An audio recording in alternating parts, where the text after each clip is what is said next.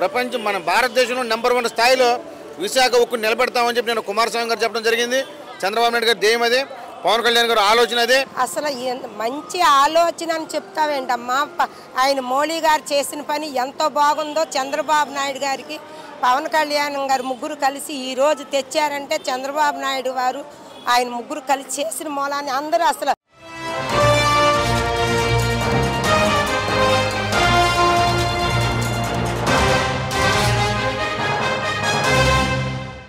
బాబాయ్ గారు మీ పేరేంటి? నా పేరు రాజు అండి. కూటమి ప్రభుత్వం వచ్చింది, వైజాగ్ స్టీల్ ప్లాంట్ మీద ఫోకస్ చేశారు కదా, ఎలా అనిపిస్తుంది? పైన మోడీ గారి సపోర్ట్తో సర్టెన్ అమౌంట్ తీసుకొని 11,000 చిల్లర కోట్లు తీసుకొని అమౌంట్ తీసుకుని యాక్షన్ తీసుకున్నారు కదా, ఎలా అనిపిస్తుంది దీని మీద చర్యలు?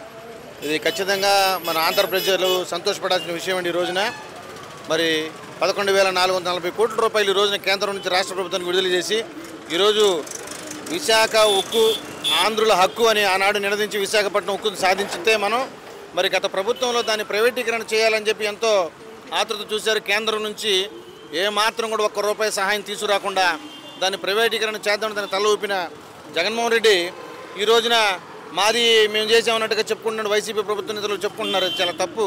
ఈరోజు కూటమి ప్రభుత్వం వచ్చిన తర్వాత చంద్రబాబు నాయుడు గారు, పవన్ కళ్యాణ్ గారు, మరి అలాగే మన పురంధరేశ్వరి గారు బీజేపీ లీడర్, వీరు ముగ్గురు కూడా ఒక కూటమిగా ఏర్పడి మరి ఆ ప్రధానమంత్రిని కలవటం, మరి మాట్లాడటం. ఈ రోజున మనకు ఇది విశాఖ ఉక్కు అనేది ఆంధ్రుల సెంటిమెంట్ అండి. ఇది ఎంతో కష్టపడి సాధించుకున్న ఫ్యాక్టరీ ఈ రోజున ప్రైవేటీకరణ చేయడం అంటే ఆంధ్రుల యొక్క ఆత్మాభిమానాన్ని తాకట్టు పెట్టినట్టే.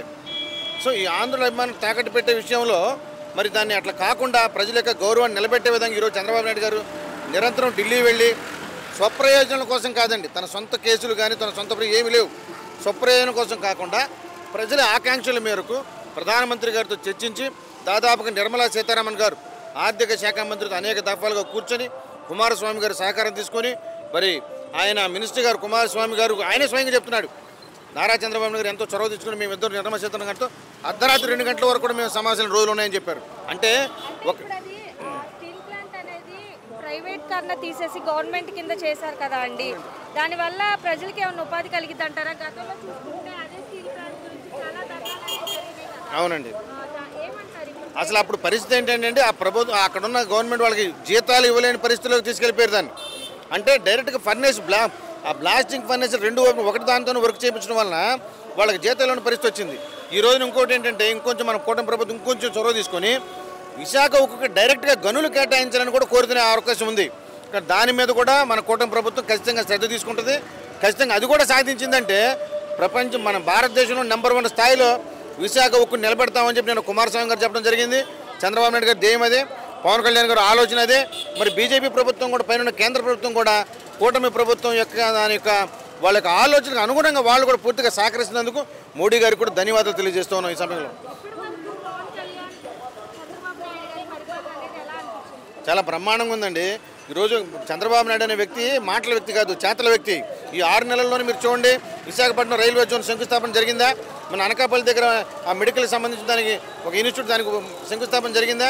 ఈ రోజున వచ్చేటప్పటికి మరి విశాఖపట్నం రైల్వే జోన్ కానీ అమరావతి నిర్మాణానికి డబ్బులు కానీ పోలవరం ప్రాజెక్టు పనులు కూడా ఈరోజు స్టార్ట్ చేశారా?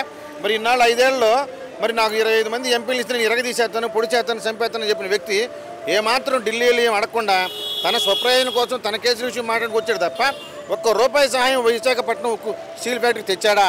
అమరావతి నిధులు తెచ్చాడా? విశాఖ రైల్వే జోన్ ఏర్పాటు చేస్తున్న స్థలం ఏర్పాటు చేయలేకపోయారు.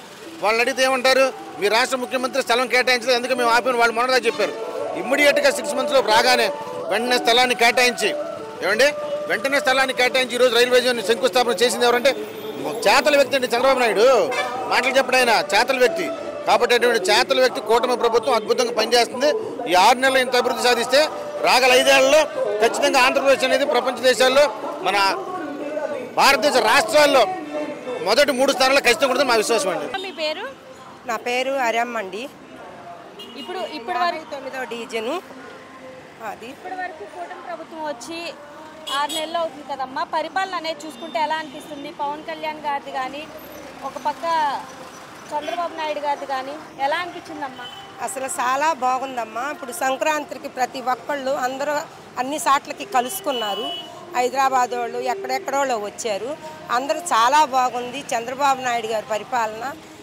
పవన్ కళ్యాణ్ పరిపాలన ముగ్గురు మోడీ గారు వీళ్ళిద్దరూ అనుకుని ముగ్గురు చక్కగా చేస్తున్నారు. ఇంతకన్నా ఆనందం మనకేం కావాలి అని ప్రజలందరూ చాలా ఆనందపడుతున్నారమ్మా. ఒకవైపు చూసుకుంటే అమ్మ వైజాగ్లో స్టీల్ ప్లాంట్, ఈ స్టీల్ ప్లాంట్ అనేది గతంలో ప్రైవేట్ కింద ఉండేది. ఇప్పుడు ఈ కూటమి వచ్చిన తర్వాత 11,440 కోట్లు ఫండ్స్ అనేది రిలీజ్ చేసి దాన్ని ప్రైవేట్ టర్న్ అనేది తీసేసి గవర్నమెంట్ కింద మార్చేశారు కదా, ఎలా అనిపిస్తుంది? మంచి ఆలోచన అంటారా? అసలు మంచి ఆలోచన అని చెప్తావేంటమ్మా. ఆయన మోడీ గారు చేసిన పని ఎంతో బాగుందో. చంద్రబాబు నాయుడు గారికి పవన్ కళ్యాణ్ గారు ముగ్గురు కలిసి ఈరోజు తెచ్చారంటే చంద్రబాబు నాయుడు వారు ఆయన ముగ్గురు కలిసి చేసిన మూలాన్ని అందరూ అసలు మన వైజాగ్ వాళ్ళు పండగకు వచ్చి కూడాను అసలు ఎంత బాగా చేశారో వైజాగు. ఆ దిక్కుమాలనోడు వచ్చి అన్నీ అందరిని చంపటము, అంటే అవి చేయటము, ఉద్యోగస్తులకి డబ్బులు ఇవ్వకుండా ఉండటం ఒకటేంటమ్మా, చాలా ఘోరాలు చేశాడు. ప్రజలందరూ ఆనందపడుతున్నారు ఈ పూట. అంటే ఇంతకు ముందు చూసుకుంటే అదే స్టీల్ ప్లాంట్లో జీతాలు సరిగా వచ్చేవి కాదు అని చెప్పి ఎంప్లాయీస్ కూడా ధర్నాలు అనేది చేసేవాళ్ళు కదా. ఇప్పుడు అక్కడ వర్కర్స్కి కానివ్వండి వాళ్ళకంతా హ్యాపీ అంటారా? చాలా హ్యాపీ అమ్మ. ఉద్యోగాలు వస్తే అందరు ఆనందంగా ఉంటవే కదా. ఎవరి కష్టం అలా చేసుకున్నా ముందు సంతోషంగా ఉన్నారు. ముందు గవర్నమెంట్ అప్పుల్లో ఉన్నా కానీ ప్రతిదీ ఆస్తి చూసి అడిగేస్తున్నారు. చాలా సంతోషంగా ఉన్నాము. ఈ పూట మేము ఉద్యోగాలు వచ్చిన ఆ రోజు అందరం భయపడేవాళ్ళము. జీతాలు తీసుకోవాలన్నా మాట్లాడాలన్నా ఈరోజు ఎంతో ఆనందపడుతున్నాము. మా జీతాలు మాకు వస్తున్నాయి, చక్కగా ఉన్నామని సంతోషపడుతున్నారమ్మ. పవన్ కళ్యాణ్ ఒకవైపు చంద్రబాబు నాయుడు వీళ్ళిద్దరూ కలిసి తెలుగు దమ్మంటే ఏంటో చూపిస్తారా? అవును, ఆ రోజు అది శాసనసభలో పవన్ కళ్యాణ్ అని రోజా గారు ఏంటి నా సిటీకి ఏళ్ళు కూడా నువ్వు పట్టుకోలేవు శాసనసభను గేట్ని అని ఎన్నో అవమానాలు చంద్రబాబు నాయుడు గారు భార్యని అందరినీ అసలు చంద్రబాబు నాయుడు గారు ఏడిచారంటే ఈ పూట ప్రజలు ఎంత బాధపడుతున్నారో ఎంత ఆనందపడుతున్నారో. ఆ రోజు దుర్మార్గుడు అలా చేశారు అని ఎక్కడెక్కడ విదేశాల నుంచి ఓటేశారంటే ఎవరిని చూసి ఓటేశారు? చంద్రబాబు నాయుడు గారు, పవన్ కళ్యాణ్, మోడీ గారు చూసి వీళ్ళు ముగ్గురు వస్తే మన ఆంధ్రప్రదేశం తెలుగుదేశం అందరూ ప్రజలందరూ బాగుంటారు. తెలుగుదేశం ఆంధ్రప్రదేశం అంటే ఏంటో చూపిస్తున్నారు. ఇవే కాదమ్మా, చాలా చాలా చేస్తారు. ఆలోచించుకునేలా ప్రతి విషయం చేస్తారు. కానీ డబ్బులు కూడా లేవు. ప్రజలందరూ కూడా అంత తొందరపడబాకండి, అన్నీ బాగా చేస్తారు చంద్రబాబు నాయుడు గారు. మీరు ఆందోళన పడబాకండి. అసలు ఒక్కటేంటమ్మా, ప్రజల కోసమే వాళ్ళు కష్టపడుతున్నారు. వాళ్ళకి డబ్బులు అక్కర్లేదు, ఏమీ అక్కర్లేదు. అంత ఆనందపడాలని ప్రజల కోసమే సేవ చేస్తున్నారమ్మా ఈ పూట. లోకేష్ బాబు గురించి చెప్పాలంటే పాదయాత్రలో ప్రతి వాళ్ళు అయ్యా నువ్వే దేవుడు అయ్యా, నువ్వే రావాలయ్యా అని ప్రజలు, అవ్వలు, తాతలు అందరూ ప్రజలందరూ వస్తూ ఉంటే అందరూ స్వాగతం పలికి, మహిళలు చిన్న చిన్న పిల్లలు అందరూ ఉంటారు కదా, వాళ్ళందరూ కూడా మేము ఎంతో కష్టపడ్డాము, మాకు ఉద్యోగాలు ఇస్తారు లోకేష్ బాబు అని ప్రతి ఒక్కరికి హామీ చేసి జరిగినాయి. అందరికి నేనున్నానని చెప్పడం జరిగింది. విదేశాల్లో నుంచి కూడా లేడీస్ని తీసుకెళ్ళి వాళ్ళని ఎంతో ఇబ్బందులు పెట్టారు.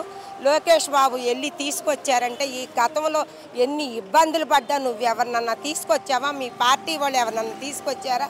రవిడి విజయం తప్పితే మీరు ఏం చేశారని ఈరోజు ప్రజలందరూ ఎంత సంతోషంగా ఉన్నారు. ఇన్ని జన్మలో ఎవరు కలుసుకోరు. నువ్వేమీ బాధపడబాకు, నువ్వు వస్తావని కోరిక కూడా ఎవరికి లేదు. అదమ్మా.